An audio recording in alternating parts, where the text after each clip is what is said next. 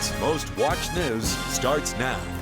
Good morning and welcome to the KOAM Morning News. It's 5 a.m. I'm Tanya Bach. We have another beautiful spring day today. Temperature's a little chillier than on Sunday, but hey, we can't complain. Here's Michael with a check on your forecast. Tanya, did you have a good Tuesday morning so far? So far? So far? Yeah. We'll take it. We'll take a so far. All right. The rain that we had overnight now dispatching itself out to the east, and today is going to be very similar as yesterday as far as temperatures go, but we are going to be locked in with a little additional morning cloud cover. Live look outside of Television City, sitting at 54 degrees right now, with the wind still coming in from the north and northeast, just not as hard as what it was yesterday. And we're starting to see the shift with more of an easterly breeze out on the western or the eastern portion of southwest Missouri. 53 in Oswego, 53 in Neosho. Let's roll 46. Our cool point still up in Iola. There is our system from overnight now pushing on the other side of the Mississippi. Everything that comes out right along the line between the cooler temps and the warm front down to the south will continue its way and stay to the southeast of us through Arkansas this Tuesday morning. Our weather trend going to be partly cloudy skies, highs around 62, 63 degrees, so not too bad at all. Yeah, cooler, like Tanya said, than what we'd anticipate middle of April, but certainly can't complain because we're going to be on the calm side all the way in to the end of the week. This kind of starts a nice little trend for us. If we see any raindrops early tomorrow morning, it's going to be very light and sporadic, not going to amount to much. 7-day forecast is going to show that temperatures are going to hang in the 60s, if not 50s. Friday's the one that we're really eyeballing because on top of a cold front, now we're going to get some widespread rain. Friday's going to be wet and chilly, and kind of looks that way over the weekend as well, with highs in the low 50s and additional rainfall on Saturday and Sunday. All right.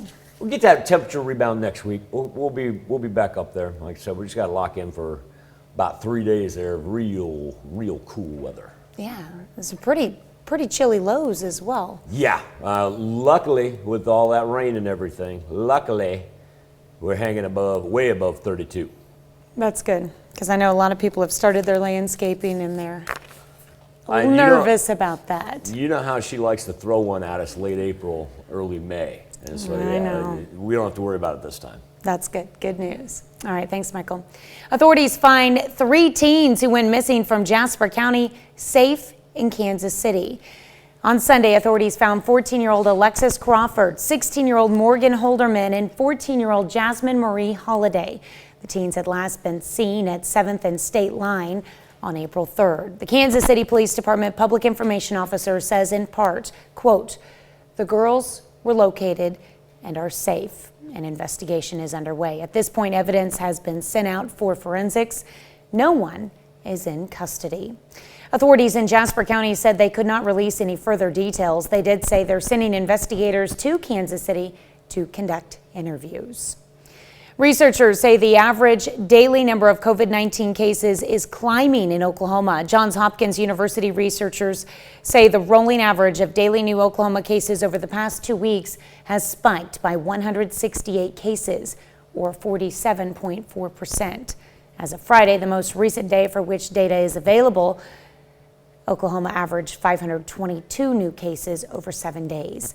Johns Hopkins COVID-19 death toll for the pandemic in Oklahoma is almost 6,700 out of more than 458,000 cases.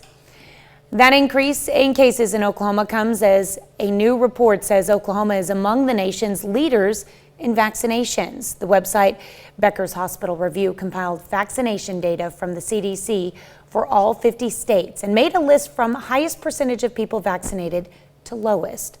The data focuses on the number of people fully vaccinated in each state. Kansas and Oklahoma ranked in the top 20.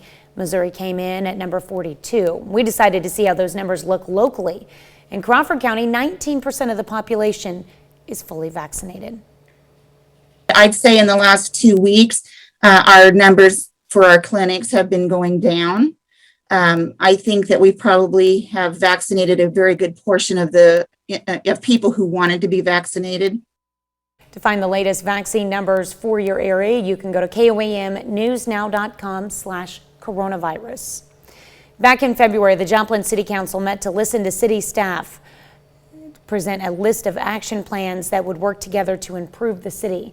Monday night, city staff presented an updated list of those plans. The revised list of action plans include strategies to improve housing in neighborhoods in Joplin. Joplin City Manager says these plans are based on feedback from the community. They want the city to address its declining neighborhood and overall appearance. See us address declining neighborhoods. They want to see an improved appearance, and that is so very important for us if we're going to grow and thrive. We need to be an attractive place for businesses and future residents, and I think these plans will help us do just that. City Council will meet again on May 10th for another work session where they will finalize their list of action plans. From there, these plans will be brought to the community through public outreach. The Missouri Senate debates a bill that would change the definition of illegal stalking to include social media and other technology. The bill changes the definition of course of conduct to include the use of technology and third parties. A new exhibit at the Black Archives of Mid-America in Kansas City highlights a grim part of our nation's history. Leslie Aguilera has that story. The West Bottoms of Kansas City has seen a lot of history, and not all of it is pretty. Back when the area looked like this, a black man named Levi Harrington was murdered by an angry mob, blaming him for a murder he didn't commit. He didn't do it. He wasn't even close by, but he was a lone black man, so he got charged with that, and they decided to victimize him to make an example out of him. They knew he hadn't done it. Harrington was hung from a bridge. As his body hung there, then they had target practice, and they just shot bullets into his body. Today, members of the Community Remembrance Project of Missouri gathered soil from the area Harrington was killed to display in the new exhibit. The story is in the soil. This room holds really a sacredness about it because the jar is not yet collected, but we know that these lynchings took place. The room has names of black men who were lynched in the late 1800s and early 1900s in counties all across the state, most of whom never had a funeral or any justice for their murders. It was clear that they were innocent, but it was too late if you didn't wait for due process. The goal of the project is to spread awareness and start conversations about reconciliation. To acknowledge the racial murders did happen, and then to somehow reclaim the humanity of those people who were victims of murder. Former Kansas City Chiefs assistant coach Britt Reed is charged with driving while intoxicated after a crash that critically injured a 5-year-old girl on February 4th. Jackson County prosecutors announced the charges yesterday against Reed, the son of Chiefs coach Andy Reed. Prosecutors allege Britt Reed was driving about 84 miles per hour and he had a blood alcohol level of 0.113 about a half hour after the crash near Arrowhead Stadium. 5-year-old Ariel Young, who was in one of the cars, suffered a traumatic brain injury. It's 5:07. Sunrise 646. Mostly cloudy skies today. Temperature's going to hang in the low to mid 60s. Very reminiscent of what yesterday afternoon turned out to be. As far as future track goes, now that we're done with our overnight rain, sit back, may see a sporadic raindrop or two to the south, not only for tonight into Wednesday morning, but kind of that same thing from Wednesday into Thursday, but for the most part we stay calm. It's just the temperatures is falling down as low as the 50s there on Thursday, and widespread rain in low 50s on Friday. And that's a look at this morning's top stories and weather in our first 7 minutes. Coming up on the KOAM Morning News, Tyson Wimmers, a Pittsburgh High School senior, shares with us some of the biggest moments of his life in his senior year at PHS. Plus, new research is offering some possible hope to some stroke victims. And $1 million banking clerical error results in the arrest of a former sheriff's dispatcher. You're watching the KOAM Morning News. More real news in the morning. We'll be right back.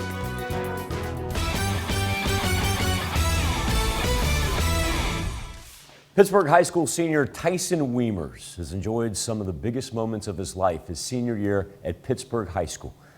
For Brock, who's on the autism spectrum, those moments are a product of a lifetime of work for himself, his family, and the entire Southeast Kansas community.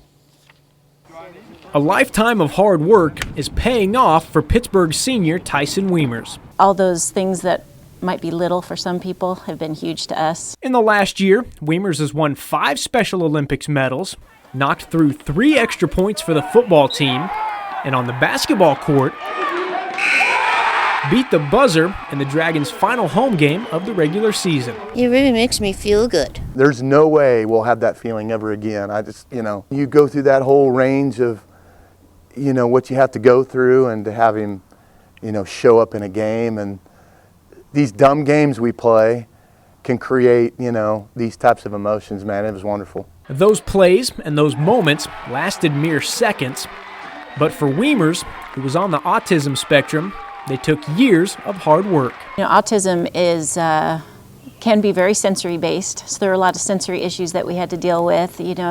Early on he was scared to death of things like the starting pistol at track and field day, and he got to the point where he could handle cannons going off at football games. I'd be lying to say that there's moments he went out there and I was terrified. For him to be able to be in full pads and a helmet, playing football is huge. The fireworks going off at the football games. If you've ever seen Tyson coming out on the field, he's had his fingers through his helmet helmet holes into his ears. Yeah, it takes a lot of hard work to get out there. Tyson's an athlete and puts the work in to be successful and to make the most of his opportunities. He does that. There's nothing given to him. Tyson's earned everything he's gotten because he's put the work in just like all the others. So, it's a cool story, but that kid works for everything he gets. Tyson's impact goes beyond the numbers he puts in the stat sheet. Some people have that it factor. They gravitate people towards them. They uplift people. Tyson's one of those kids, and it doesn't take long to understand that. So anybody who's ever met Tyson remembers him. Right now, this thing is about to get blasted. He's focused on golf, his favorite sport, and enjoying his final months wearing the Pittsburgh purple. Have fun being a Dragon. While his high school career will come to a close, Weimers has left his mark at PHS. Every one of those moments was just, off the chart special, and things you never forget. And Pittsburgh and the rest of the Southeast Kansas community has left its mark on Tyson and his family. I don't want any of it to come to an end. That boy lives for school, and everybody from administration to teachers to coaches to the kids have made sure that his school experience has been awesome. Thank goodness for those beautiful people at the high school and middle school and even elementary school that let him go in the game and gave him a chance to be included and be involved, and we just thank the world, all those people that let him do that. Unbelievable kid, and the Weimers, an unbelievable family. Tyson's family says he's going to find a job and start working after graduation. Now, he's not done.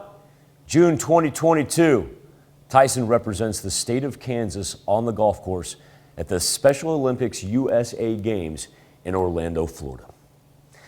Finally, a little baseball from last night. Carthage, fresh off the Bill O'Dell Tournament Championship, hosting Webb City. Cardinals win it, shut out 8-0, number 3 in the state right now as Webb City moves to 12-2 this season. Still to come on the KOAM Morning News, a migrant surge. A major spike in migration to the southwest border, an even larger surge here to the Rio Grande Valley. I'm Rich Edson in La Jolla, Texas. I'll have that story coming up. And to check on our 7-day forecast when the KOAM Morning News returns. Minutes past 5:17, no excuse not to have a little weather on the 7s here on this Tuesday morning. 54 degrees with a live look outside of Television City. Winds died down a little bit, just coming in from the north and northeast, more so from the east there. We got 54 in Joplin. Let's roll 51 in Neodesha and Independence. 54 already down in Anderson and Miami. Now, the wind shift is not really going to play a huge role in our temperatures because the mostly cloudy skies are not going to let the sun really get to work, but we have been able to dispatch the majority of the rain out to the central portion of Missouri. We got anywhere, Stone, Berry, McDonald, anywhere from about 1/10 of an inch to about 1/4 of an inch. Not a whole lot of accumulation. And the majority of the lightning and the thunder has stayed down throughout northwest Arkansas, and it'll continue to roll that line right there down to the southeast of us. Real flat jet stream, just kind of moving straight west to east right there. Not a whole lot of action in the Midwest. Upper Plains still getting its fair share of snow, April snow, combined with the thunderstorm activity there over the Great Lakes. Similar in nature on Tuesday to what we ended up with yesterday, as the clouds will stick around and we'll be in the low 60s. Overnight, the wind's going to die down. That'll be a little relief. And even with the cloud cover, a little bit chilly though. The cold front's going to continue to stick around. Any rain that we do see is going to be on our far southern portion, and it'll be sporadic and light, not only Tuesday night into Wednesday morning, but then again Wednesday into Thursday. Really nothing to write home about. It's Friday that we're kind of eyeballing here, because we're going to pick up some action that's going to be much more widespread than what we've had past couple of days, and also too much cooler temperatures as we not only bottom out in the low 50s on Friday for an afternoon high, but then we got to ride that into the weekend with additional rain chances on Saturday and Sunday. Those overnight lows getting down into the low 40s as well. Time now to turn our attention to the KOAM News Now Facebook page and our morning Instapoll. $1 million banking mishap leads to an arrest, and it's actually a former member of a police department. Louisiana police arrested that woman, a sheriff's dispatcher, after she refused to return, get this, $1.2 million, which had been accidentally deposited into her brokerage account. Kellen Spadoni is accused of moving funds to another account, then using part of the money to buy a new car and a house. A clerical error resulted in Charles Schwab depositing the money into her account in February instead of the $82 she was supposed to receive. Spadoni faces a number of charges, including bank fraud and illegal transmission of monetary funds. She's being held at a correctional center on a $50,000 bond. Our question for you on the Facebook page in our morning Instapoll is if she should face jail time for not returning the money accidentally deposited into her account. You can either log on to our Facebook page, let us know there, or take part in our Instapoll. Go to KOAMnewsnow.com/vote. Get to your comments and those results. Health Watch is next. Topping Health Watch this morning, every year nearly 800,000 Americans suffer a stroke, and stroke is the leading cause of serious long-term disabilities in the U.S. But new research is offering some hope. Mandy Gaither has more.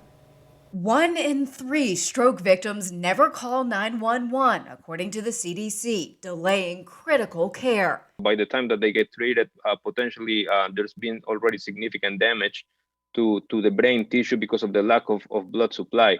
That damage can cause a number of problems, including paralysis, speech impairment, and loss of motor function. Right now, the current standard of treatment for a stroke is basically trying to get rid of a clot that's basically blocking blood supply to the brain.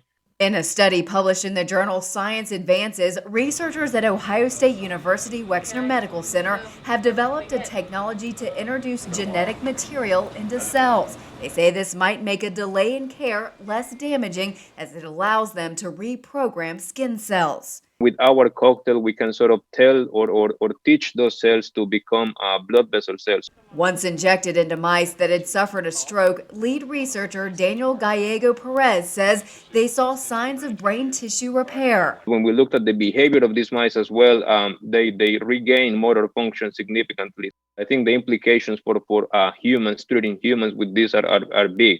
More research will need to be done into how this treatment works in mice before the study is scaled up to include larger animals, testing for safety and efficacy. For Health Minute, I'm Mandy Gaither. Skin cells used for the therapy come from the patient, so one day, if it's deemed safe and effective for humans, researchers say they don't envision the body rejecting the skin cells because they were already a part of the patient. A new study from the University of Birmingham found cognitive deficits in childhood could lead to mental health issues in adolescence and early adulthood. A team of international researchers found links between low attention, poor memory, and lack of inhibition in certain mental health conditions. Doctors say identifying those issues early could help minimize the risk. That's a look at some of today's top health stories. You're watching the KOAM Morning News. Done with our rain on the Skywatch Storm Tracker, moving off to the east right there, and then it'll be through central Oklahoma, but that'll track to our southeast through central Arkansas as well. Going to be mostly cloudy today and cool, only in the low 60s, but will be nice and dry and calm as the wind is going to pick up. Northeast once again, it's very reminiscent of Monday afternoon weather. As we progress from Tuesday into Wednesday, we see some sporadic raindrops creep up there in the southern portion of the 4 states, and then we dry off during the day. Wednesday night into Thursday, we do it again. Now Friday is where we get a little bit more serious. That's going to be some widespread rain and much cooler temperatures. We'll roll low to mid 50s there Friday all the way through Sunday. Then next week we'll get our April temperature rebound. All the latest on the Skywatch weather app.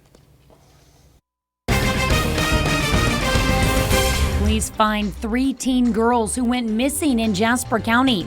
Plus, the CDC ranks states based on fully vaccinated numbers. We'll tell you where the 4 states placed. And Joplin city leaders hash out revisions to the city's action plan. The 4 states' most watched news starts now. Good morning and welcome to the KOAM Morning News. It's 5:30. I'm Tanya Bach. We have another beautiful day ahead of us, and it's starting off on a pretty good note. Here's Michael with a check on your forecast. Not too bad at all, Tanya. We've got mostly cloudy skies, but the nice thing is our overnight rain is now pushed off to the east through central Missouri, and what's left will stay down to the southeast of us in northwest Arkansas. It feels like 54 outside Television City right now. Wind's not too bad, but it is going to pick up for the afternoon hours. 54 in Joplin, 50 in Independence. Let's roll 53 in Lamar. There's the band of rain as it sinks down to the southeast, really not going to threaten us at all. Most of the action in the upper plains all the way to the Great Lakes, including some April snow for them the farther north that you go. Temperatures for us going to be in the low 60s today. The sun's just going to have to fight through. And it's not one of those that we have to worry about anything popping up during the day. You got outdoor plans. It's actually going to be very nice and relaxing. For Tuesday night into Wednesday, we see some sporadic raindrops make their way through Oklahoma, mainly south of I-44. Then we clear off again, do it again Wednesday night. Is once again very sporadic. Really, everything severe is going to stay far south as Texas goes. 7-day forecast going to show that we're going to have 3 days of calm weather until we get to Friday. That's when we're going to have widespread rain and a cold front on top of the current cold front that's going to drop us down to the low 50s. All right, we're in for a pretty chilly weekend. It's good weekend to find something to do indoors. And I will look at the KOAM schedule. That's a good viewing idea. schedule, I mean. I know you will. All right, thanks, Michael. Authorities find 3 teens who went missing from Jasper County safe in Kansas City. Sunday, authorities found 14-year-old Alexis Crawford, 16-year-old Morgan Holderman, and 14-year-old Jasmine Marie Holliday. The teens had last been seen at 7th and State Line on April 3rd. The Kansas City Police Department public information officer says in part, quote, "The girls were located and are safe." An investigation is underway. At this point, evidence has been sent out for forensics. No one is in custody. Authorities in Jasper County said they could not release any further details. They did say they're sending investigators to Kansas City to conduct interviews. Researchers say the average daily number of COVID-19 cases is climbing in Oklahoma. Johns Hopkins University researchers say the rolling average of daily new Oklahoma cases over the past 2 weeks has spiked by 168 cases, or 47.4%. As of Friday, the most recent day for the data available, Oklahoma averaged 522 new cases over 7 days. Johns Hopkins COVID-19 death toll for the pandemic in Oklahoma is almost 6,700 out of more than 458,000 cases. Well, that increase in cases in Oklahoma comes as a new report says Oklahoma is among the nation's leaders in vaccinations. The website Becker's Hospital Review compiled vaccination data from the CDC for all 50 states and made a list from highest percentage of people vaccinated to lowest. The data is focusing on the number of people fully vaccinated in each state. Kansas and Oklahoma ranked in the top 20. Missouri came in at 42, and we decided to see how those numbers look locally. In Crawford County, 19% of the population is fully vaccinated. I'd say in the last 2 weeks, our numbers for our clinics have been going down. I think that we probably have vaccinated a very good portion of people who wanted to be vaccinated. Find the latest vaccine numbers for your area. You can go to KOAMnewsnow.com/coronavirus. Joplin City Council hosts a work session. The biggest thing on the agenda, revisiting action plans that were first introduced back in February. KOAM's Bronte Sorotsky spoke with City Manager Nick Edwards on what's next for the city and these plans. Joplin City Council heard from city staff who went over action plans that have been changed after receiving feedback from the last city council meeting back in February. Correct. The ones that were updated were the ones that had the most discussion previously, and so they're the ones that, there were some lingering questions or some additional thoughts, and so we went through all the meeting video to mark those up, and then brought those back for version 2. The revised list of action plans includes strategies to improve housing in neighborhoods in Joplin. Joplin City Manager Nick Edwards says these plans are based on feedback from the community. And what the community wants right now is for the city to address its declining neighborhoods and overall appearance. I think the desire for well-maintained, a beautiful, attractive community is something applicable at all incomes, at all ages, all whatever demographic. I think that's the desire for everyone, is to live in a quality place. After receiving feedback on these revised plans, Edwards says he feels more confident to move ahead. Most impactful, I think it's helpful for certainly the city manager and city staff to know if we're on course and we're meeting the council's needs. Edwards also presented a new action plan to authorize the creation of a museum and theater district. Had a new action plan to present tonight on behalf of the Arts and Cultural District. Certainly there's some things that we can do to help make sure that there's a vibrant area for arts and theater and museum, and so that was an exciting one to present. Now, city staff will use feedback from tonight's meeting to continue building upon these plans to improve the city. In Joplin, Bronte Sorotsky, KOAM News. The City Council will meet again on May 10th for another work session where they will finalize their list of action plans. Then they will take these plans back to the community through public outreach. The Joplin Area Safe Teens Coalition yesterday held a presentation about vaping. The presentation was called The Truth About Vaping.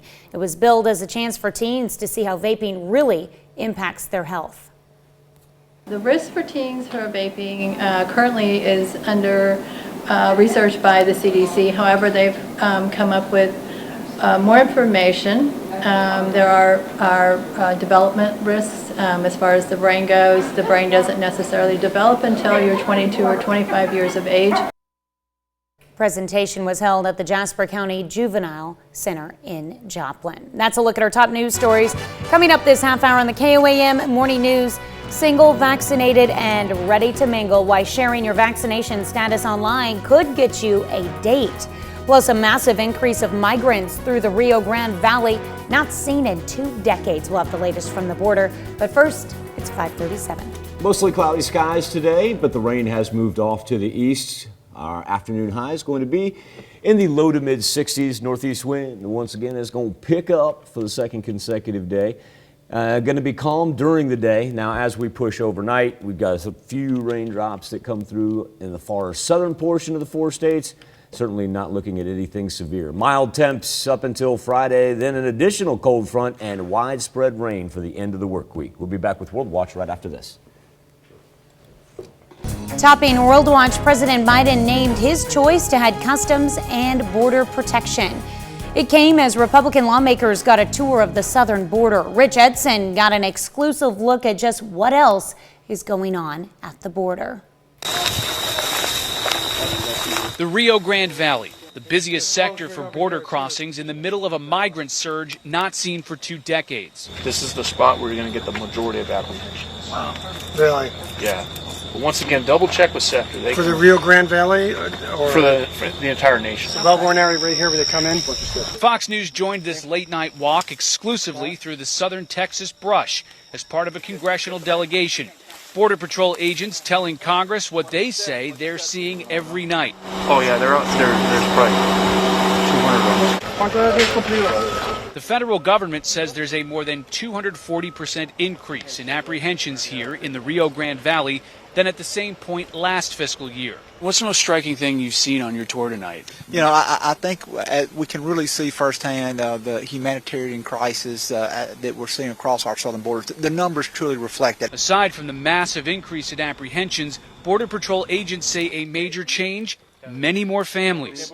We've just run into our first families, 3 of them, all with small children, all with just looks of fear and anxiety as Border Patrol encountered them here and told them to go move a little farther down the road where they'll be processed by federal officials. Specifically, a job for Customs and Border Protection. President Biden has nominated Tucson, Arizona Police Chief Chris Magnus to lead CBP. Magnus is an outspoken critic of President Trump's border policies. The climate resulting from the current rhetoric and crackdown on immigrants undermines trust, and it poses major challenges to police officers. The Biden administration is pressing for more funding to address problems in the Northern Triangle, El Salvador, Guatemala, and Honduras. President Biden tasked Vice President Kamala Harris to lead efforts with those countries. Republicans are inviting her to tour the border region. Arizona's Attorney General says he's gotten no response. Look for work. Search. New satellite images show the La Soufriere volcano eruption on the Caribbean island of St. Vincent. After decades of inactivity, the video shows plumes of ash and smoke billowing out of the volcano. The dark clouds forced evacuations of hundreds of residents, resulting in more than 3,200 people heading to shelters. Ash blanketed rooftops, cars, and roads in the capital city of Kingston. The last time a volcano was active in the country was 1979, resulting in over $100 million worth of damages. In northwestern China, it's a race against time. On Sunday, rescuers attempted to reach 21 coal miners who were trapped by an underground flood. The mine in Hutubi County flooded on Saturday. 8 miners were rescued. China's coal mines are among the world's deadliest. Explosions and gas leaks occur regularly, despite repeated safety crackdowns. That's a look at some of your biggest headlines from around the world. Let's toss it over to Michael for our Something to Talk About. Thank you, Tanya. This morning on the KOAM News Now Facebook page in our morning Insta poll, $1 million banking mishap leads to an arrest. And she used to work for a sheriff's department. Louisiana police arresting the sheriff's dispatcher after she refused to return $1.2 million, which had been accidentally deposited into her account. That's Kellen Spadoni. She's accused of moving the funds to another account, then using part of the money to buy a new car and a house. Our question is, should she face jail time for not returning the money? Don Lee says she got money for a lawyer. If they make her return it, you know it's going to turn racial. Brandon Evans believes that she is going to get off, while Lacey Collier asks, why is the banking institution not liable? Michelle Pacini, morning KOM and Mama. Good morning, Michelle. Michelle asks, whatever happened to finders keepers? She says, just laughing. Let the lady have some fun. No different than someone not returning it if they found it on the ground. And Guy Hansen, Tooth Fairy leaves $1.2 million under pillow. We'll have to wait for trial by media to learn the final outcome. She immediately transferred and tried to conceal the funds and spent large sums on a house, car, and other goodies. She also has an agreement with Schwab that any overpayments are to be returned. She was aware of that. It was an accounting error and tried to keep the money illegally.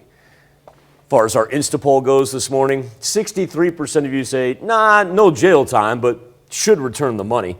34% of you say, yeah, should do the jail time, and only 3%, no, take it back. Now we're up to 6%. That's why I love the Insta poll, just like that. 6% say, no, should not be arrested, and keep the money. You can make your voice heard by going to KOAMnewsnow.com/vote. We'll be right back after this. Here's a check of today's top headlines, the news you need to know before you head out the door. President Biden hosted Republican lawmakers at the White House on Monday. The president is trying to rally support for his recently unveiled $2 trillion infrastructure plan. President Biden told them he's willing to negotiate the details, including how to finance the project. The Missouri Senate is debating a bill that would change the definition of illegal stalking to include social media and other technology. The bill changes the definition of course of conduct to include the use of technology and third parties. Authorities find 3 teens who went missing from Jasper County safe in Kansas City. On Sunday, authorities found 14-year-old Alexis Crawford, 16-year-old Morgan Holderman, and 14-year-old Jasmine Marie Holliday. Kansas City Police Department Public Information Officer says in part, quote, "The girls were located and are safe. An investigation is underway." At this point, evidence has been sent out for forensics. No one is in custody. Authorities in Jasper County said they could not release any further details. They did say they're sending investigators to Kansas City to conduct interviews. Back in February, the Joplin City Council met to listen to city staff present a list of action plans that would work together to improve the city. Monday night, city staff presented an updated list of those plans. The revised list of action plans includes strategies to improve housing and neighborhoods in Joplin. Joplin City Manager says these plans are based on feedback from the community and they want the city to address its declining neighborhood and overall appearance. That's a check of today's top headlines, the news you need to know before you head out the door. We are less than an hour away from sunrise over the 4 states. We'll call it 6:46 on this Tuesday morning. Temperatures right now in the low to mid 50s. And really not much of a bump up, even when the sun does kick in. That's because the cloud cover remains as well as a northeasterly breeze. We're seeing it shift a little bit to the east, but it's going to gust up to 20 miles an hour for the second consecutive day. As we dip into the overnight hours, could see a sporadic raindrop just to the south of I-44, not going to amount to anything, not looking at any thunderstorm activity by any means. And we're down into the 40s, just cooler than normal for the entire 7-day forecast, especially when we look at Thursday and Friday, topping out only in the 50s. Speaking of Friday, ooh, that's going to be some widespread rain and chilly. Don't discount some rain on Saturday and Sunday as we're stuck in the low to mid 50s as well. And of course, you can always find the latest on the Skywatch weather app. The COVID shot might not just protect you from the pandemic, it could be getting you more likes and matches on online dating apps. Jennifer Williams spoke to a dating coach and matchmaker about the trend. People who have that they've been vaccinated on their profiles are actually getting more likes and more swipes and more matches and more engagement. Single, vaccinated, and ready to mingle. Many who are looking for a little post-pandemic love are listing their vaccine status in their online dating profiles. If someone is vaccinated, I will for sure swipe right. If I were single, then I probably would only go out on dates with people who were already vaccinated, preferably even have had the second dose. It should be an open discussion. Have you been vaccinated? Do you plan on getting vaccinated? What sorts of safety precautions are you taking? So I definitely think that it's necessary. According to dating coach and matchmaker Tanisha Wood, how people approach the pandemic says a lot about who they are and if they'll be a good fit for you. It really speaks to what's important to people, right? If you value health, if you are conscious about that, it lets you know that your potential match might be in the same space. Every shot helps, and I want her to be safe and healthy too. Wood adds the dramatic shift in our way of life and thinking has caused people to get a lot more serious. A lot of singles have taken the time in the last year to really sit with themselves and ask, what is it that I really want out of a potential partner? The pandemic has even caused dating to go a little old school in the modern age. I really think that we're going through a dating renaissance right now.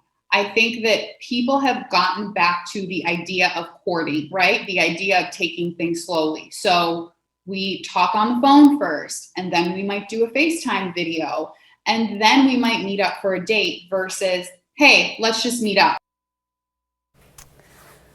Boy, have times changed, that's for sure. Let's toss it over to Michael. Tanya, do you want to see a cool shot? Of course. Check this out behind me. Can you identify where it is? Well, that is the tower above the station, and that would be the moon, I guess. That would be the sun from yesterday. Oh, okay. I was going to say, is this live? Yeah. So that's really cool. So this is courtesy of Charles E. Eberly from our backyard here at Television City. And what happens, those are cirrus clouds. And, they're 20, 25,000 feet up in the air. And so they've got a lot of ice crystals in them. And the sunlight is refracted by those ice crystals, and it creates a rainbow halo around the sun. I just thought that was really cool when I saw that yesterday. So yeah, if you see the ring around the sun, the halo, it's usually the result of ice crystals. And there's an old farmer's almanac saying that it usually means that rain is on the way. And sure enough, last night we got some rain down to the south. Yeah. I'll throw that up on our Facebook page. Now, speaking of Facebook, there, that way I can come back here and change around. You can go to @MichaelHayslip, KOAM. That's just a quick hitter of your morning forecast. That's also the same one that you can find on the Skywatch weather app. And as far as our morning comments go, I'll pass on a quick one here from Rocky before we get out of here.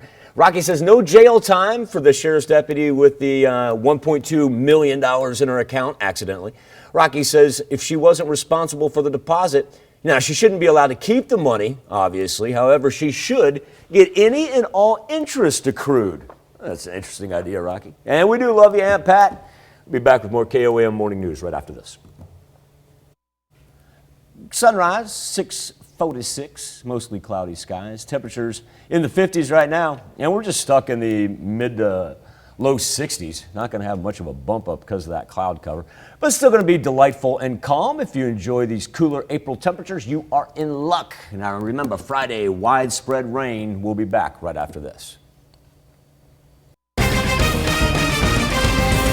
Police find 3 teen girls who went missing in Jasper County. Plus, the CDC ranks states based on fully vaccinated numbers. We'll tell you where the 4 states placed. And Joplin city leaders hash out revisions to the city's action plan. The 4 states most watched news starts now. Good morning and welcome to the KOAM Morning News. It's 6 a.m. I'm Tanya Bach. We have another beautiful spring day ahead of us. Here's Michael with a check of your forecast. Not too shabby at all, Tanya. All our late night rain has now moved off to the east of central Missouri and staying down in northwest Arkansas. Now the cloud cover, that's really not going to budge on this Tuesday. 53 degrees outside of Television City, 53 in Joplin, 50 in Independence, and how about a pair of 53s in Lamar and Carthage. So not a whole lot of temperature differential no matter where you are as this system progresses from Texas through Arkansas across the Mississippi and will stay down to the southeast of us. Most of the action in the upper plains all through the Great Lakes. Cooler temperatures for this time of year, very reminiscent as far as our afternoon goes. Is what we had yesterday. So very, very pleasant, albeit a little on the cool side. And the clouds just continuing to hang around. Also, uptick in the northeast wind as we get into the afternoon hours.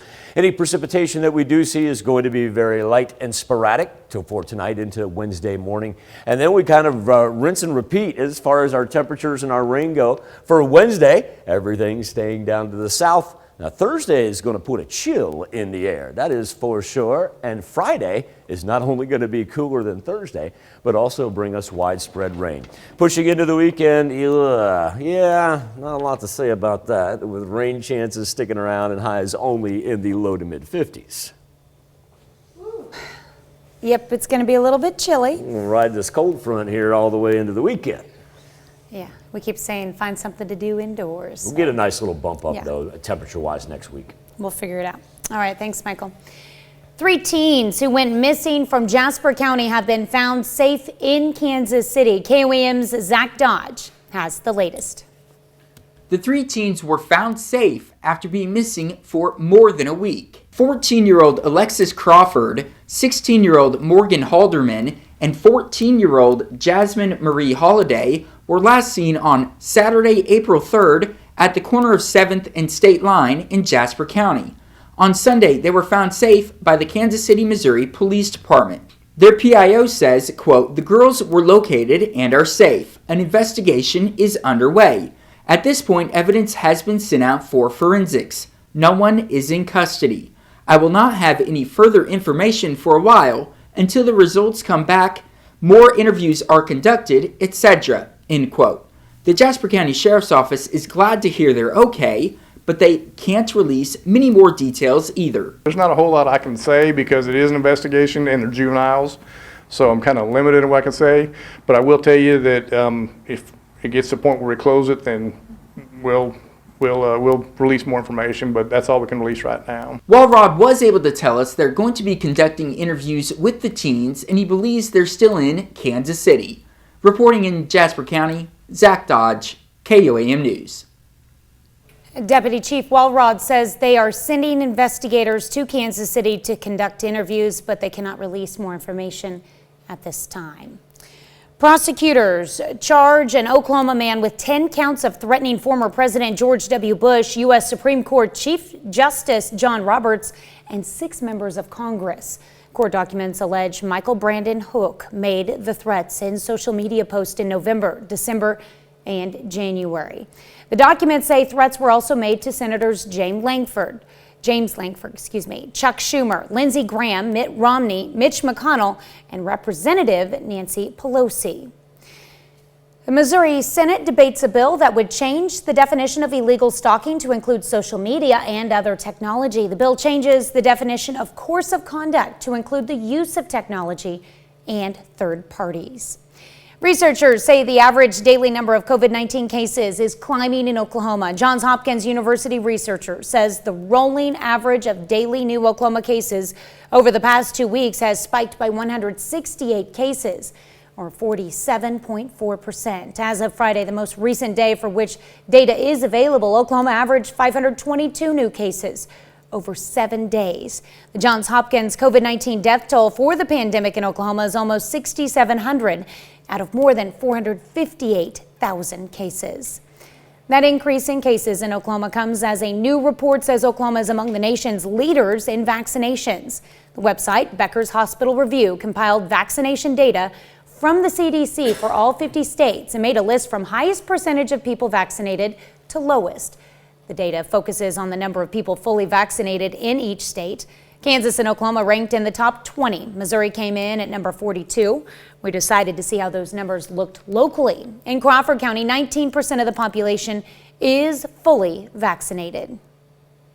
Say in the last 2 weeks, our numbers for our clinics have been going down. I think that we probably have vaccinated a very good portion of people who wanted to be vaccinated. Find the latest vaccine numbers for your area. Go to KOAMnewsnow.com/coronavirus. Back in February, the Joplin City Council met to listen to city staff present a list of action plans that would work together to improve the city. Monday night, city staff presented an updated list of those plans. The revised list of action plans includes strategies to improve housing and neighborhoods in Joplin. Joplin City Manager says these plans are based on feedback from the community. They want the city to address its declining neighborhood and overall appearance. See us address declining neighborhoods. They want to see an improved appearance, and that is so very important for us if we're going to grow and thrive. We need to be an attractive place for businesses and future residents, and I think these plans will help us do just that. City Council will meet again on May 10th for another work session where they will finalize their list of action plans. From there, these plans will be brought to the community through public outreach. In Oklahoma, elementary school celebrates one of America's newest citizens. The school's beloved lunch lady took the oath of U.S. citizenship. It was an emotional experience for her and all the children she helps feed every day. An immigrant from Cuba, Yanet Villamontes Lopez, moved from Houston to Edmond a few years ago with her family for better job opportunities. She's not the only one who took the test. Her entire family, including her husband and 3 children, ages 17 to 28, are all now U.S. citizens. I know everything about United States, Constitution, President, everything. It's amazing. I know. I learn a lot of history because I love this country. Lopez's principal, Michelle Anderson, says watching the kids cheer for the woman who cares so much about them brought tears to her eyes. What a cool story. 6:07. Just amazing school support right there. That's the wonderful part about it. Getting a little closer as the skies are lightening up. Still looking for a good shot from our tower cam. I think about next time we roll it, it'll be a little bit pretty out because that cloud cover is going to present us with some marvelous Tuesday morning colors. Partly cloudy skies, highs in the low to mid 60s with the northeast wind continuing to come in and gust up to 20 miles per hour. Nice and cool here. Next several days, Friday, it'll not only cool, but also widespread rain. That's a look at this morning's top stories in weather in our first 7 minutes. Coming up on the KOAM Morning News, a spike in new COVID cases. Coronavirus cases in Michigan are on the rise to near pandemic level highs. A handful of other states are also seeing dangerous upticks. I'm Laura Podesta with the details on what's causing the new infections. Plus, Taylor Swift drops her first re-recorded album with 6 additional songs. And a recent report shows why homeowners across the U.S. saw a significant increase in their property tax bill last year. You're watching the KOAM Morning News. More real news in the morning. We'll be right back. Well, as more people head back to movie theaters, one major tentpole nabbed the new title of highest grossing film since the coronavirus pandemic started. Our man Rick DeMiguela, he is back. He's got the early estimates. We are both below. Sci-fi thriller Voyagers debuted in 5th place with $1.3 million.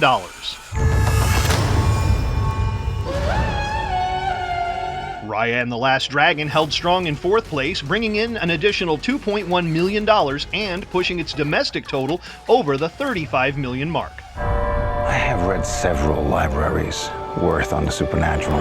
Horror flick The Unholy fell 1 spot to 3rd place with $2.4 million. For 12 years, I worked for some very dangerous people.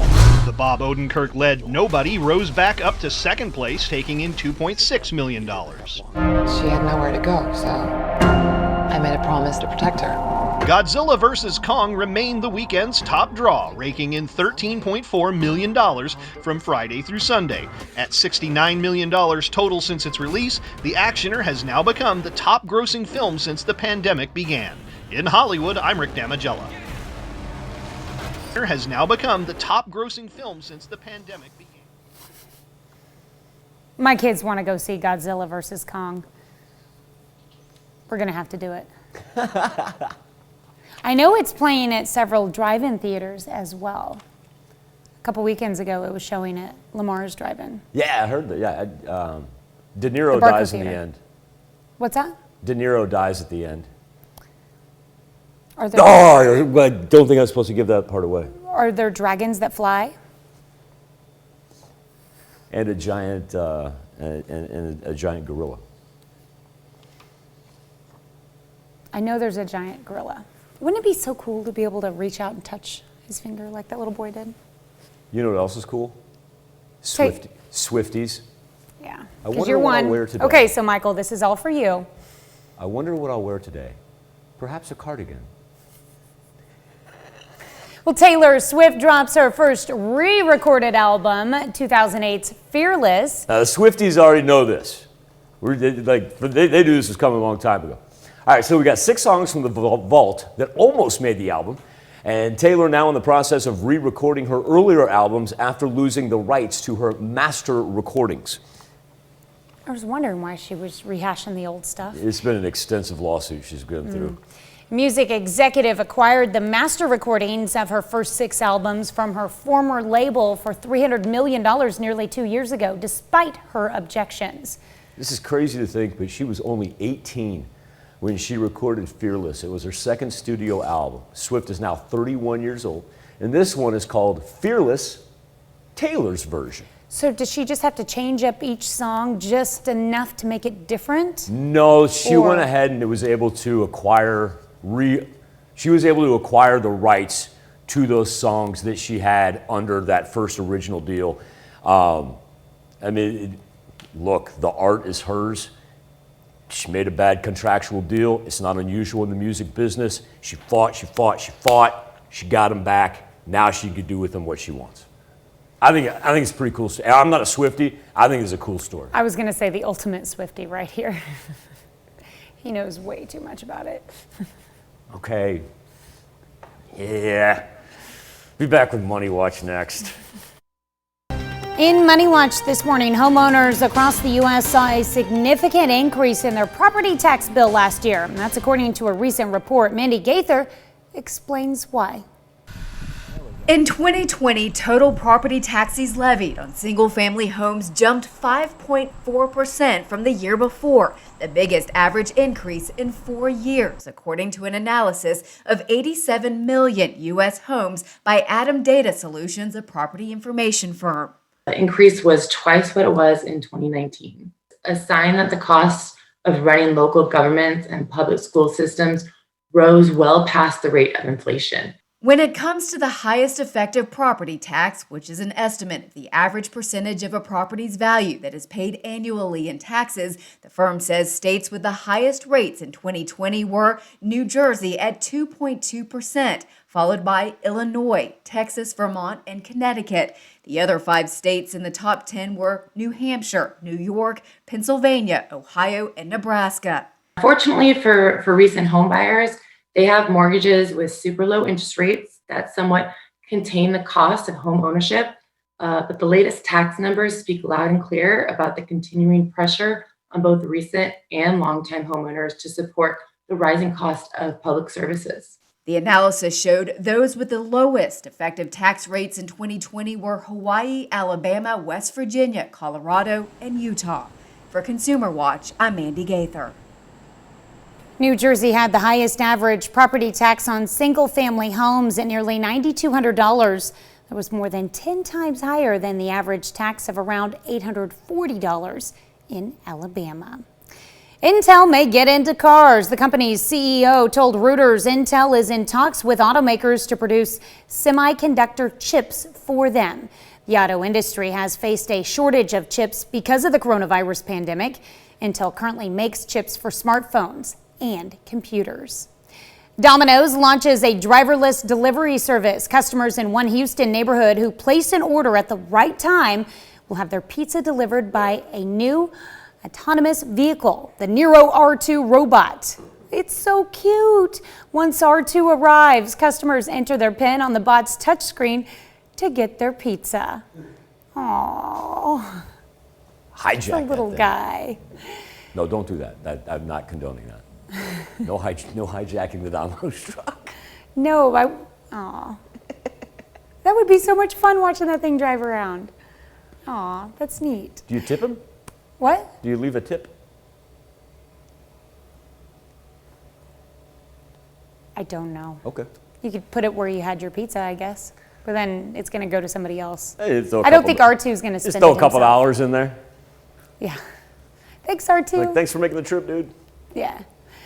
Well, Kraft celebrated National Grilled Cheese Day yesterday by giving away a special grilled cheese sandwich scented incense.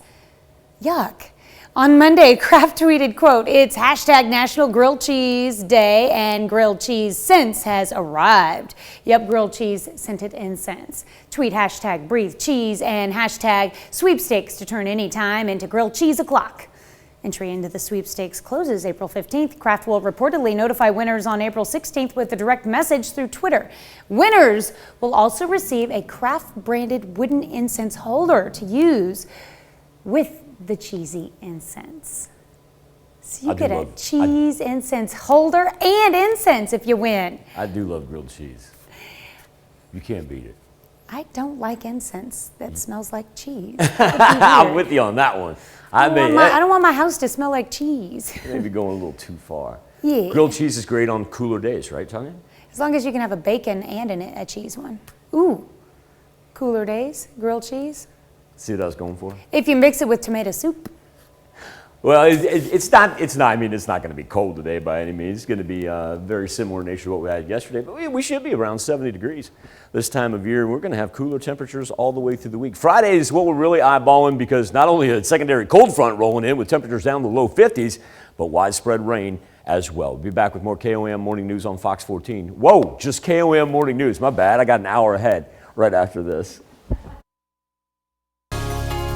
Topping Health Watch this morning, while some areas of the country appear to be returning to some degree of normalcy, Michigan and a handful of other states are in crisis mode as new infections continue to skyrocket. As CBS's Laura Podesta reports, nearly 50% of American adults have received at least one coronavirus shot, and there's a big push for kids to get vaccinated too. The CDC says the rise in coronavirus cases in the upper Midwest can be traced to the variant first detected in the UK. Michigan is seeing a positivity rate nearly 3 times the national average.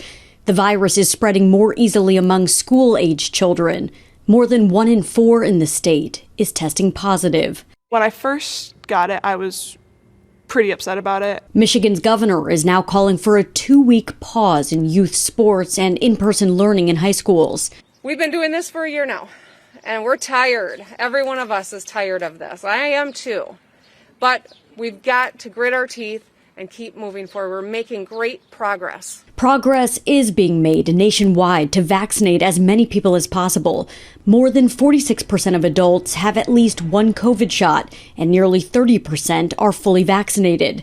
Now there's a push for younger people to get their doses. Proms are coming up, graduations. Vaccinating this age group is very important so that we can stay ahead of the variant as much as possible. The Pfizer-BioNTech vaccine is right now the only one that's been granted emergency use authorization in people aged 16 and older.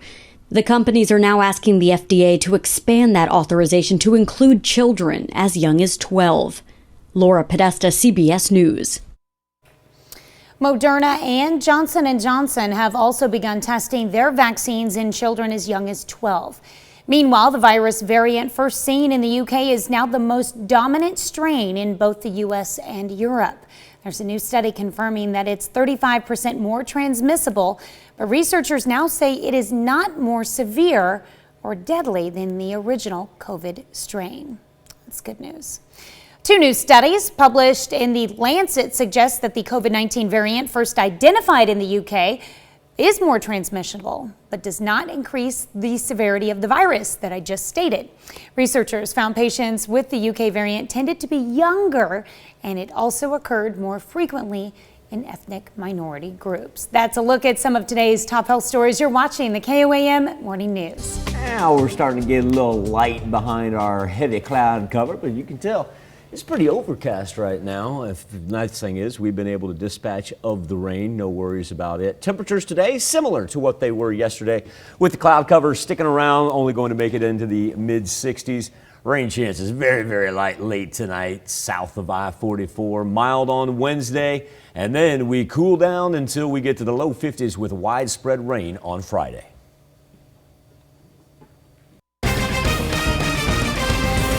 Police find 3 teen girls who went missing in Jasper County. Plus, the CDC ranks states based on fully vaccinated numbers. We'll tell you where the 4 states placed. And Joplin city leaders hash out revisions to the city's action plan. The 4 states most watched news starts now. Good morning and welcome to the KOAM Morning News. It's 6:30. I'm Tanya Bach. We have another beautiful day ahead of us with temperatures gradually getting colder here soon. Here's Michael with a check on your forecast. If you like a cool April, you are in store. Live look outside of Television City, pretty much overcast right now. Sun break through just a little bit, but the nice thing about the overnight cloud cover is keeps us nice and mild. 53 degrees is where we stand, as all our overnight rain is now through central Missouri. In the southern portion, in the eastern part of southwest Missouri right there, we saw anywhere from about 1/10 to 1/4 of an inch of rain overnight. Majority of the 4 states didn't really have anything but trace amounts. 50 in Parsons, 53 in both Carthage and Lamar, and let's roll 54 right now in Miami. There's that system coming out of Texas. It's going to stay down to the southeast of us. Most of the action for the Midwest and the far upper plains up to the Great Lakes. Our weather trend is going to put us into the low to mid 60s. Should be warmer this time of year, but like I said, if you enjoy those cool temps, you're in luck not only for today, but really the rest of the week. Anything that we see late tonight into early Wednesday morning, going to be nothing but a few light raindrops, not going to amount to anything. Certainly don't need to worry about anything severe. As we roll toward the end of the work week, we got a secondary cold front that's going to drop in on us.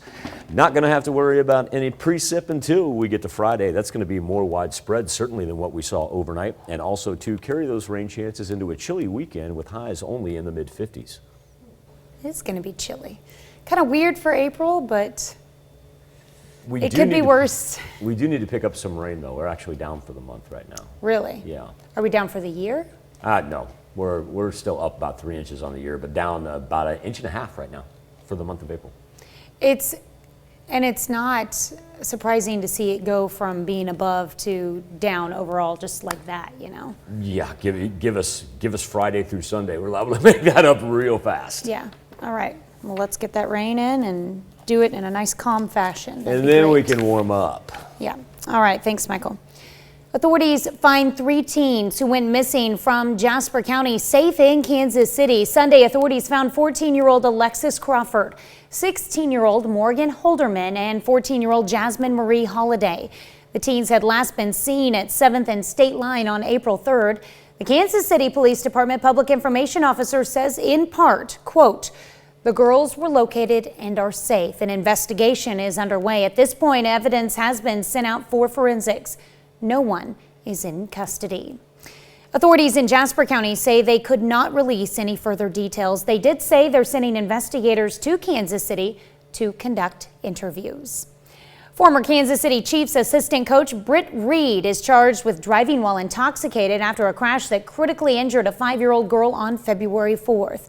Jackson County prosecutors announced the charges yesterday against Reed, the son of Chiefs coach Andy Reed. Prosecutors allege Britt Reed was driving about 84 miles per hour and he had a blood alcohol level of 0.113, about a half hour after the crash near Arrowhead Stadium. 5-year-old Ariel Young, who was in one of the cars, suffered a traumatic brain injury. Researchers say the average daily number of COVID-19 cases is climbing in Oklahoma. Johns Hopkins University researchers say the rolling average of daily new Oklahoma cases over the past 2 weeks has spiked by 168 cases, or 47.4%. As of Friday, the most recent day for which data is available, Oklahoma averaged 522 new cases over 7 days. The Johns Hopkins COVID-19 death toll for the pandemic in Oklahoma is almost 6,700 out of more than 458,000 cases. That increase in cases comes as a new report finds Oklahoma is among the nation's leaders in vaccination numbers. The website Becker's Hospital Review compiled vaccination data from the CDC for all 50 states and made a list from highest percentage of people vaccinated to lowest. KOAM's Chris Warner spoke with health officials in Missouri and Kansas and has more. That list uses the latest CDC vaccine numbers for each state. It ranks Oklahoma and Kansas in the top 20 and Missouri at number 42. On the Kansas side, 19% of the Crawford County population is fully vaccinated. Crawford County Health Director Teddy Van Kam says numbers have been good. They had been on the mark, and I'd say in the last 2 weeks, our numbers for our clinics have been going down. I think that we probably have vaccinated a very good portion of people who wanted to be vaccinated. Van Kam says she knows what may be leading to the decline. But we're trying to reach out to those who may have some vaccine hesitancy to really try to educate and encourage, because the more people who become vaccinated, fully vaccinated, the quicker that we reach herd immunity. On the Missouri side, Jasper County has about 12% of the population vaccinated according to the state's website. But Jasper County Health Department Administrator Tony Moore says that number may not be 100% accurate. Oftentimes they do it by zip code as opposed to specific geographic area.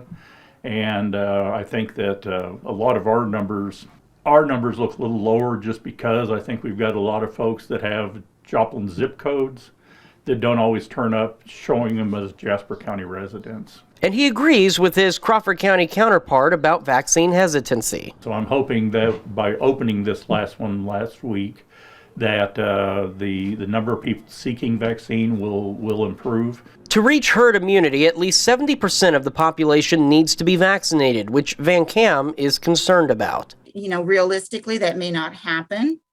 We have to be realists too. But we do want to be able to take every opportunity we have to encourage or to educate. I'm Chris Warner for KOAM News.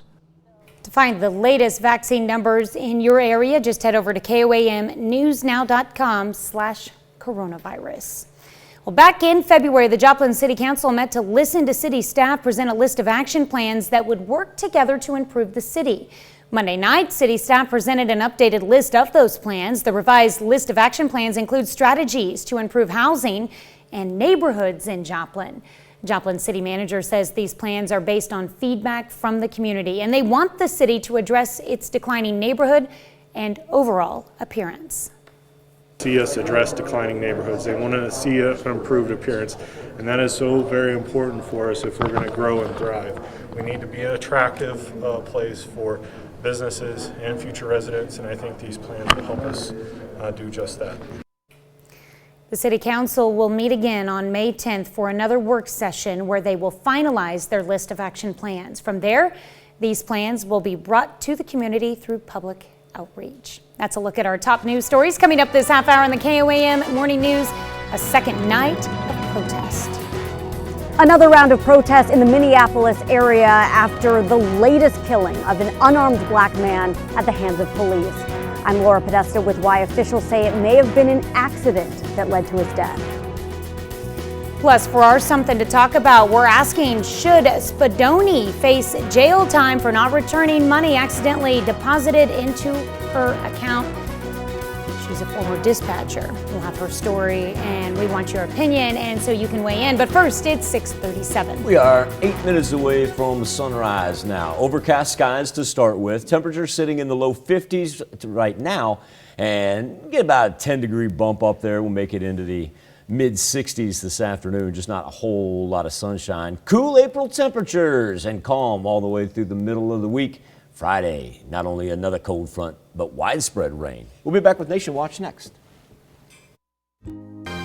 Topping Nation Watch this morning, the death of an unarmed 20-year-old black man near Minneapolis on Sunday has set off another round of protest in the area. Last night, 40 people were arrested, and officials say some police were injured by protesters throwing debris. The Brooklyn Center police chief says the officer who shot Dante Wright accidentally used her gun instead of a taser. Laura Podesta has the latest. Protesters and police faced off for a second night in Brooklyn Center, Minnesota last night. Are y'all gonna kill me too? Tear gas was fired as people stayed out past a 7 p.m. curfew, calling for justice after the death of Dante Wright. The 20-year-old was killed during a traffic stop on Sunday. Body camera footage shows officers attempting to handcuff Wright when he got back in his car.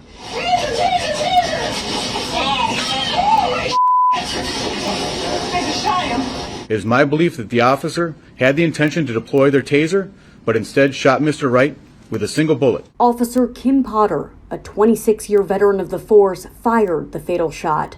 She's been placed on leave pending an investigation. My heart is literally broken into 1,000 pieces. Katie Wright is Dante's mother. He was my life. He was my son. And I can never get that back because of a mistake. China Whitaker is the mother of Wright's 1.5-year-old son, Dante Jr.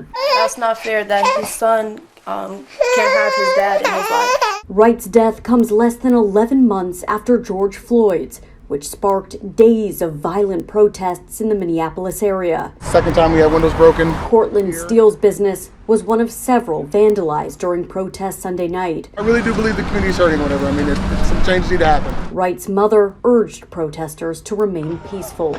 Laura Podesta, CBS News.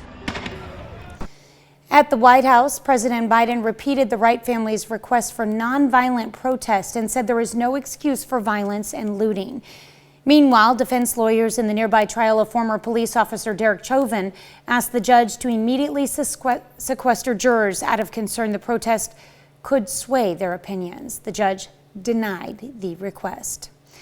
President Biden hosted Republican lawmakers at the White House on Monday. The president is trying to rally support for his recently unveiled $2 trillion infrastructure plan. President Biden told them he's willing to negotiate the details, including how to finance the project.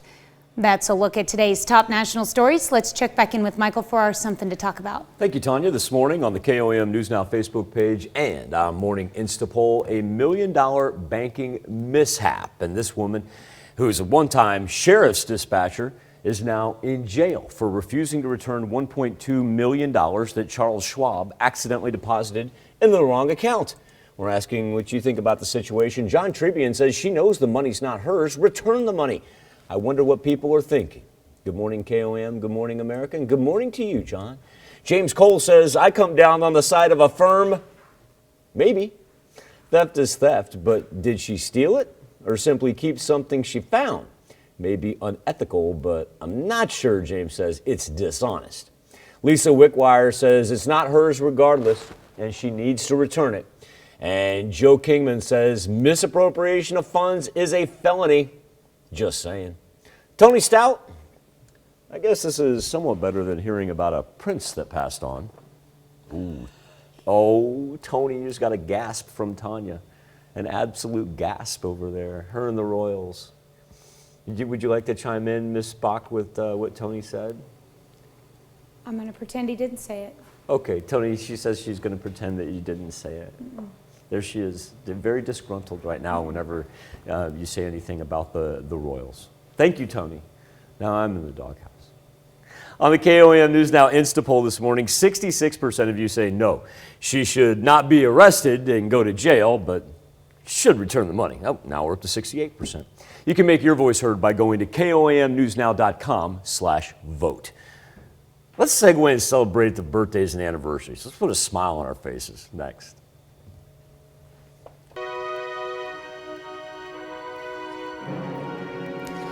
We take this time to honor today's four-state hero, Sergeant Louis Bama, who served in the United States Army. He served from 1944 to 1946.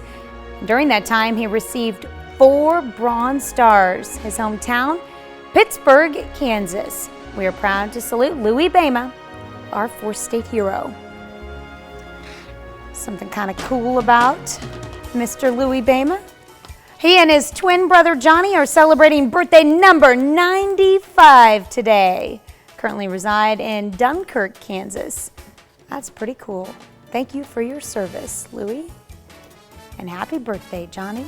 Louis, hope you guys have a great day. It's a marvelous family story. Those two were a part of Merrill's Marauders during World War II, and their late brother Joe, also a World War II veteran as well. Bima family they're amazing people, not only in Crawford County, not only in southeast Kansas, but for the entire 4 states.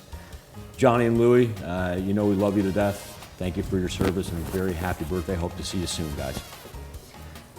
Hannah Stinnett, she is celebrating the big number 1. Look at that. That's a marvelous picture. Kisses for a quarter and she's covered in them. Oh, and a beautiful bow at that. Hannah, a very happy birthday to you in Iowa. She should have a pile of money with her too. Looks like she's earned it. All right, happy birthday, Hannah. And a happy birthday to the Gotsey twins, celebrating number 5 this year. Looks like they're in their PJs with their guns drawn, with their safety goggles. I like to see that. Preston and Sawyer turning 5 years old. Double trouble. I like that. Knox Albert. Whoa!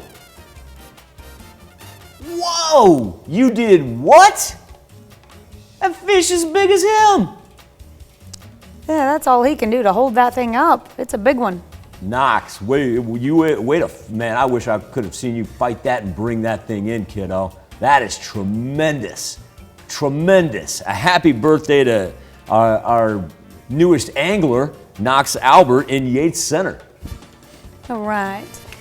And we've got birthday wishes coming from Grandma and Grandpa to Serenity Jet. Serenity is 13 years old this year. Welcome to the teenage years in Carl Junction. Let's run out to Mound Valley and wish Gage Winters a happy 15th. Looks like we got a little demo derby on our hands there. Happy birthday, Mr. Gage. Well, we know we won't officially get his license till he's 16, so got a little bit of driving practice to do, it looks like. I'm just kidding there. Just kidding. Happy birthday, Gage. Rachel Muller turning 69 years old this year. Looking great there, Rachel, in Humboldt. And Marva Holt, a happy 78th birthday. Looks like she's got somebody that follows her around quite a bit right there. Happy birthday to Marva in Columbus. Her expression on her face. I don't know if she knows what to think about that. And go ahead. You get David. All right, David Volk. In Carterville, we save this page all for you. Happy birthday, David. Joan page there, David. Happy birthday and happy anniversary to all. Here's Tanya Bach with a very important birthday announcement. That's right. You can be a part of the KOAM Birthday Club. All you have to do is go to our website and sign up. And once you do, you'll get special deals from local businesses. Go to KOAMnewsnow.com and sign up for the KOAM Birthday Club today. A couple more Facebook comments to roll through. Catherine Lewis Ortiz says she knew it was not hers and should have returned it. And Catherine wants her to serve 1,000 hours of community service.